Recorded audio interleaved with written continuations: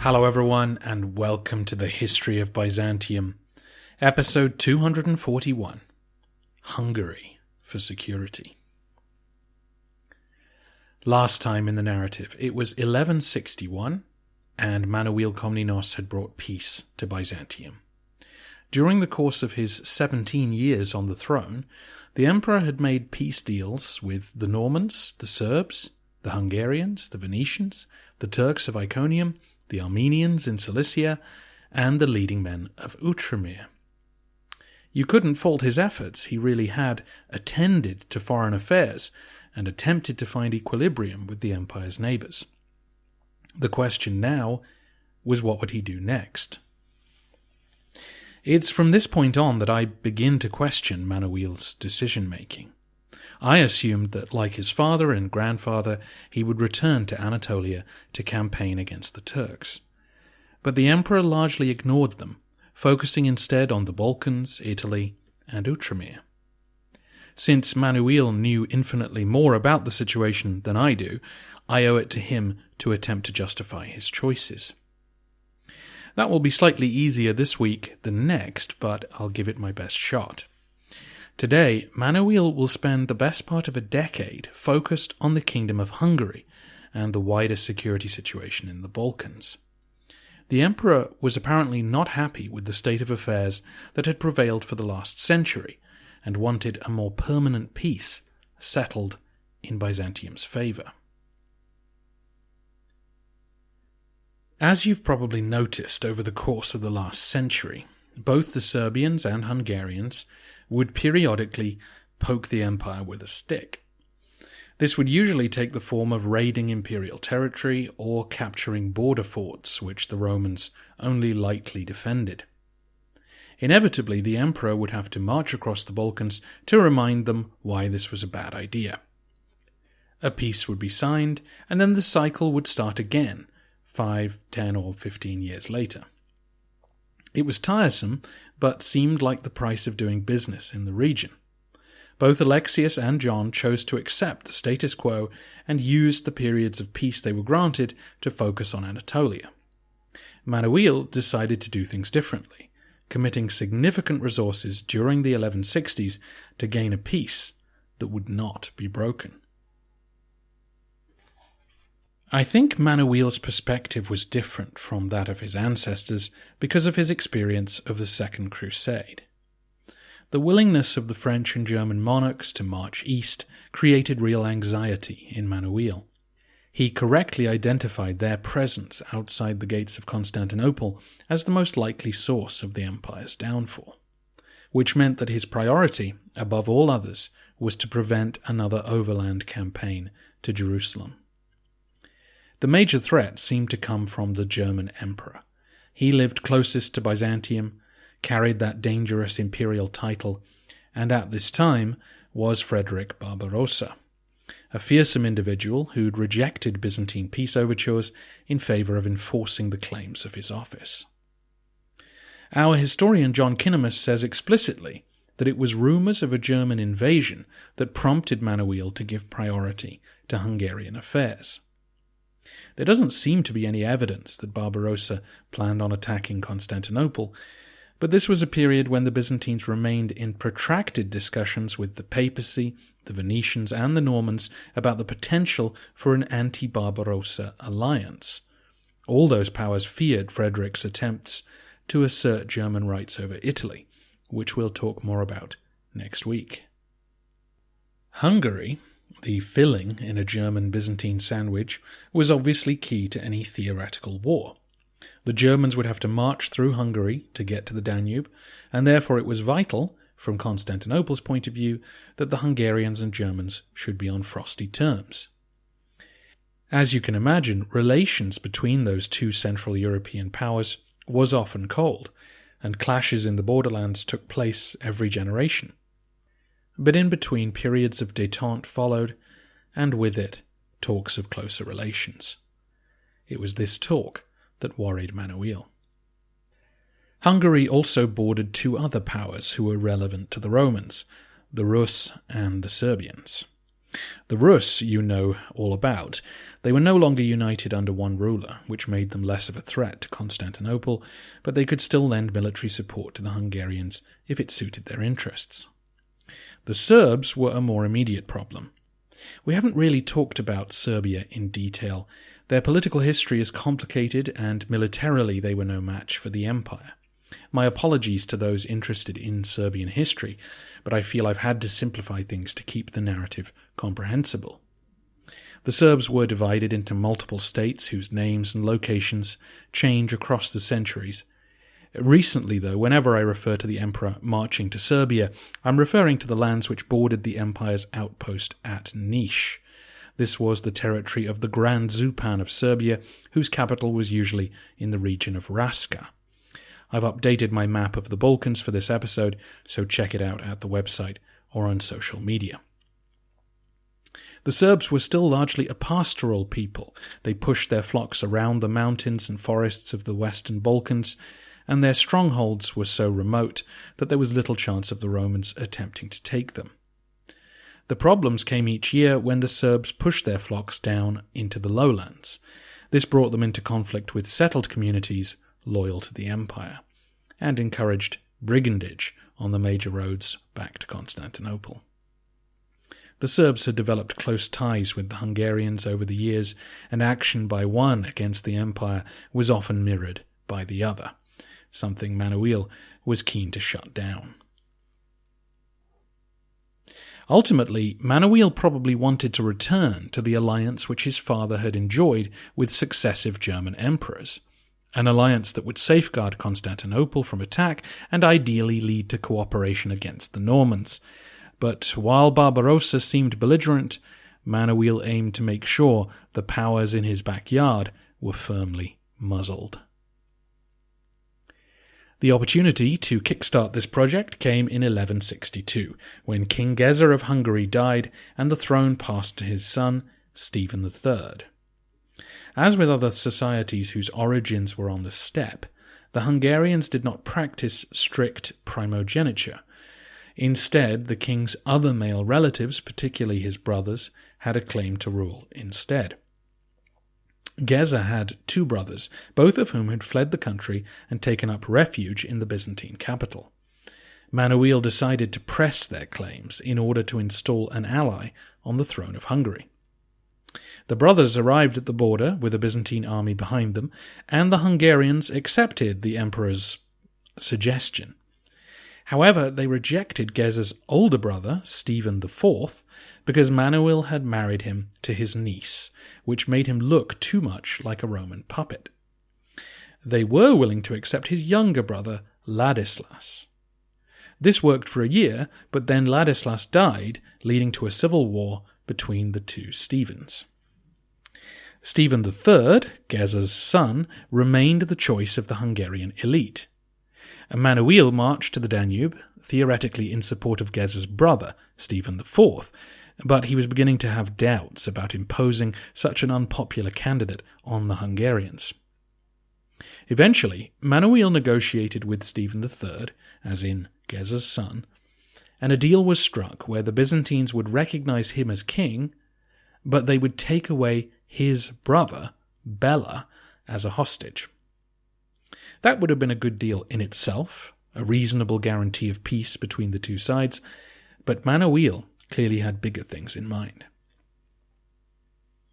It was the custom in Hungary to give younger princes their own appanage, a small territory within the Hungarian realm to govern as their own, a form of compensation for the fact that they were unlikely to inherit the throne itself. Bela's territory included parts of Croatia and the Dalmatian coast, lands which the Hungarians had captured a few decades earlier. Manuel saw an opportunity to bring these territories within the Byzantine orbit. There seems to be some debate about whether Bela's inheritance also included the lands of Frango-Chorion. This was the land between the Danube and Sava rivers, roughly between the old Roman fortress of Sirmium and the city of Belgrade. Again, check the map.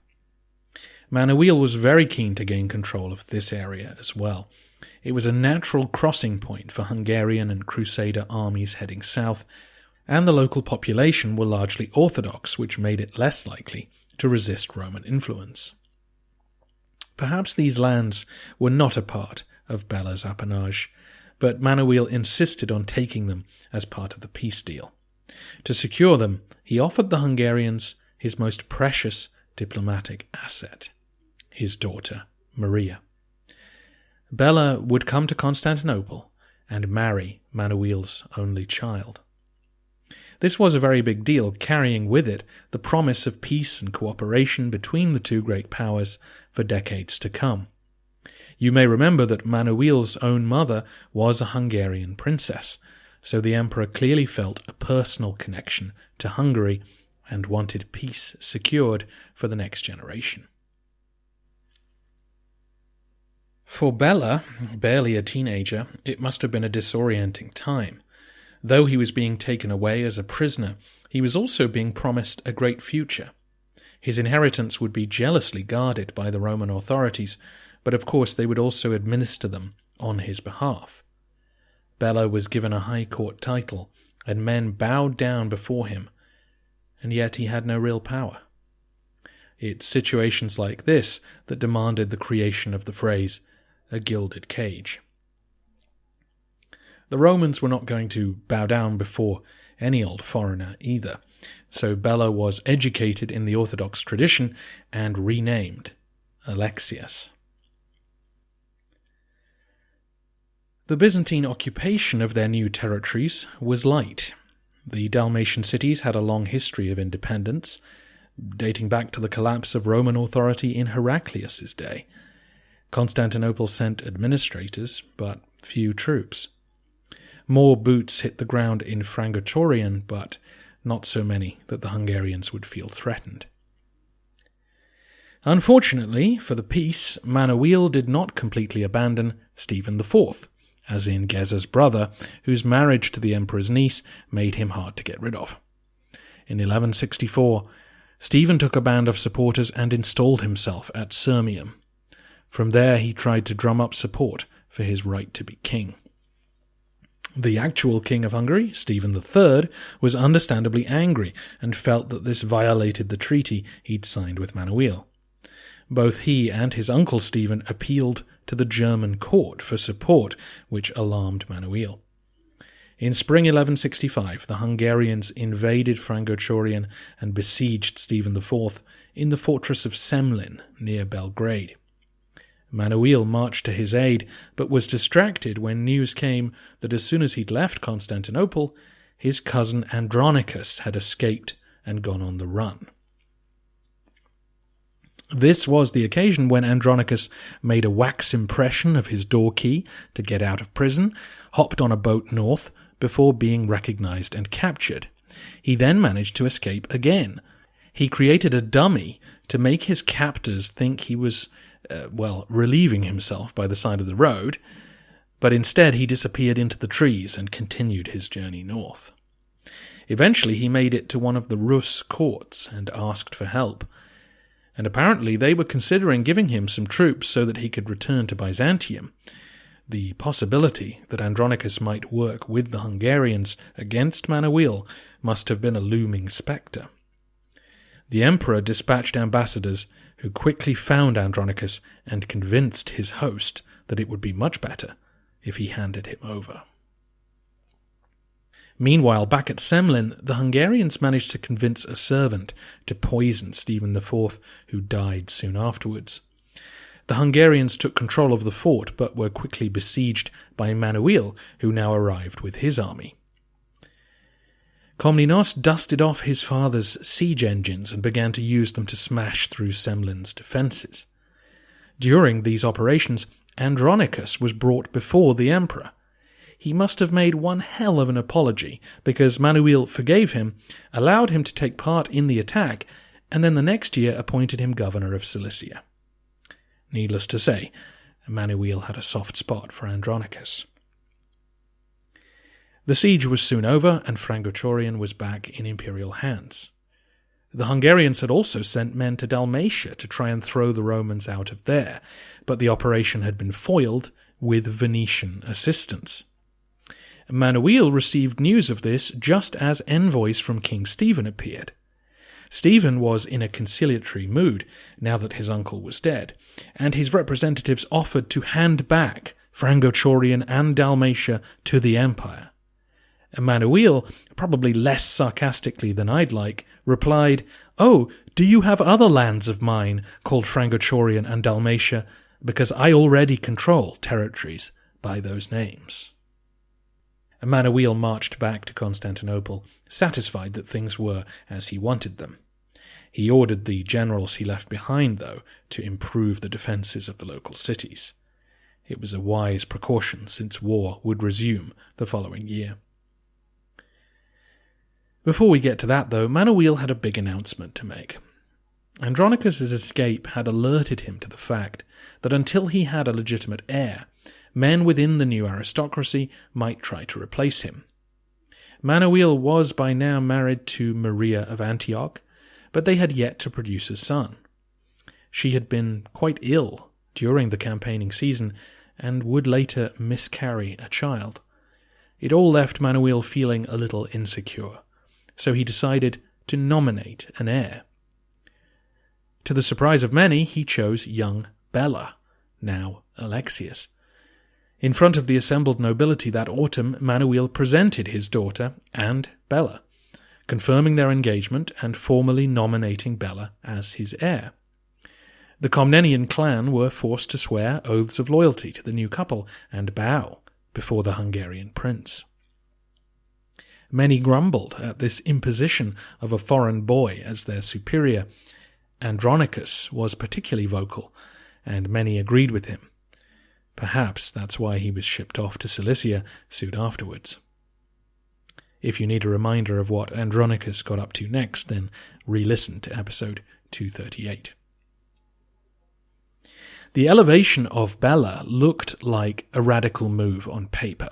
If Manuel died, the teenage Bela would become Emperor of the Romans, and if by some strange coincidence Stephen III died too, Bela would technically be Roman Emperor and Hungarian King at the same time. This would never have happened, of course. Neither the Romans nor the Hungarians had any incentive to unite their realms. Both courts would have found a way to prevent this, and it would have seemed a distant possibility at the time. Bela and Maria were still too young to wed, and King Stephen was only in his 20s. Manuel was just buying time until he could produce an heir of his own. Still, it was an unusual move, which somewhat fit with Manuel's more maverick tendencies. Once again, King Stephen invaded Frangochorian in spring 1166, this time seizing Sirmium. Stephen was under pressure from his nobles to test Byzantine resolve. Manuel responded swiftly and brutally. He sent troops to Sirmium to keep the Hungarians occupied. Then the Byzantine fleet sailed halfway along the Danube and helped another army cross into the unguarded Hungarian interior. After raiding around Transylvania for a few weeks, they led hundreds of prisoners back to the Roman side, giving Manuel an excellent bargaining chip. King Stephen was thoroughly humbled and signed another treaty. The peace was negotiated by an Austrian duke who was able to represent Frederick Barbarossa's views while also mollifying Manuel. This foreign-sponsored peace angered many amongst the Hungarian nobility who felt they had not been beaten by the Byzantines. The following spring, 1167, a coalition of 37 generals rebelled against their king and led 15,000 soldiers to Sirmium. If these men would only accept peace after being beaten by the Romans, then their wish was about to be granted. Manuel called upon the full strength of his army, demanding contingents be sent from both the Serbs and the Turks of Iconium.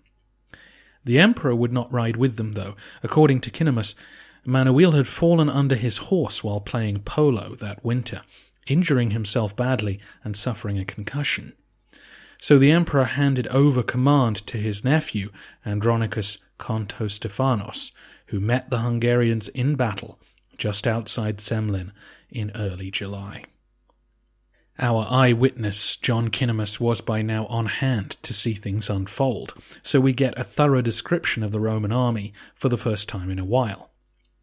He says that the vanguard was made up of horse archers, both Turks and Cumans, and then Conto Stephanos was in the centre, surrounded by the Varangians and other imperial guards, along with the Serb infantry and some Italian cavalry. On the left wing, regular Roman and Bulgarian troops were stationed, while on the right, the elite Roman cavalry waited with German and Turkic mercenaries.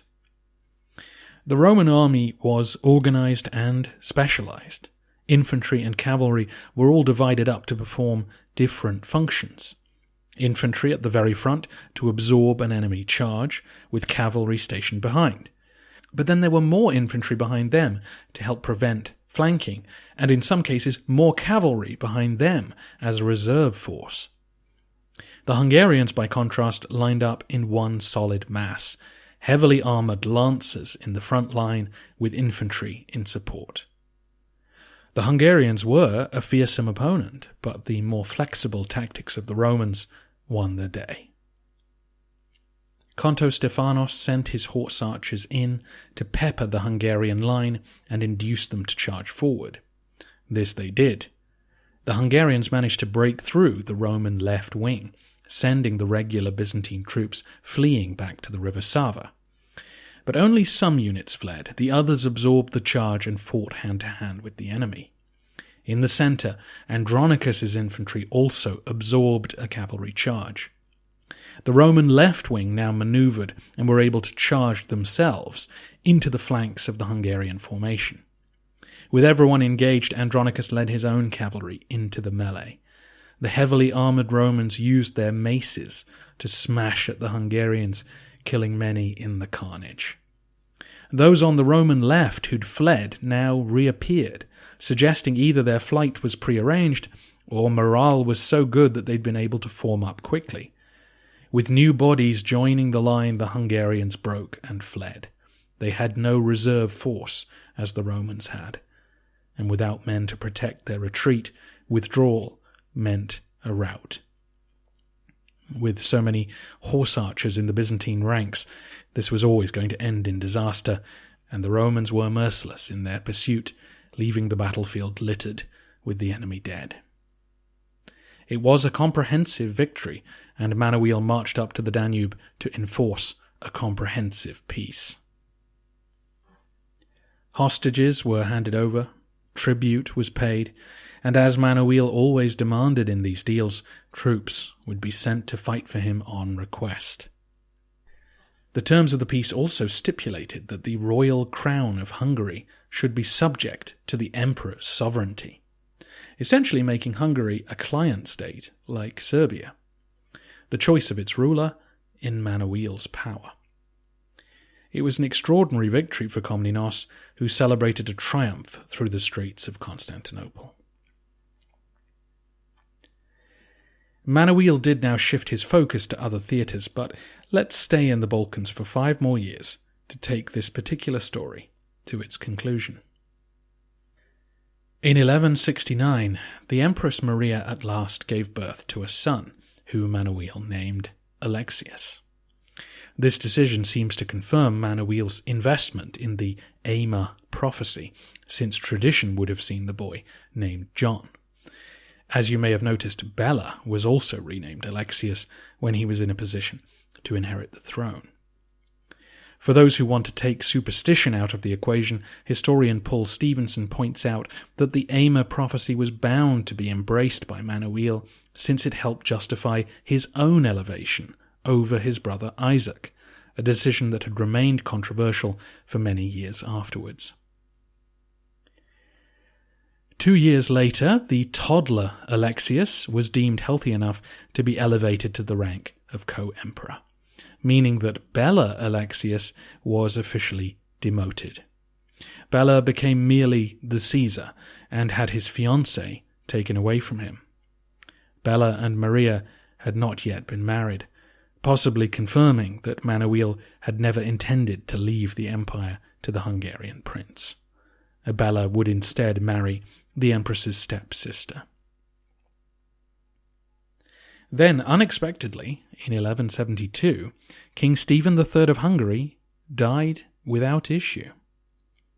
Not wishing to go to war again, the Hungarian authorities asked Manuel to send Bela to become their new king, essentially accepting their status, for the time being, as a client state. Bela took an oath not to harm Byzantine interests and was duly installed as king. Bela kept his word and would remain loyal to Manuel even beyond the latter's death. That same year, Manuel marched in person to Serbia. Once more, I've given Serbian history short shrift. On 3 separate occasions during the Hungarian Wars, the Serbs had broken their treaty obligations, and the Romans had to send troops there to bring them into line. In that year, 1172, their new leader, Stefan Nemanja, was once again raiding lands that he wasn't supposed to.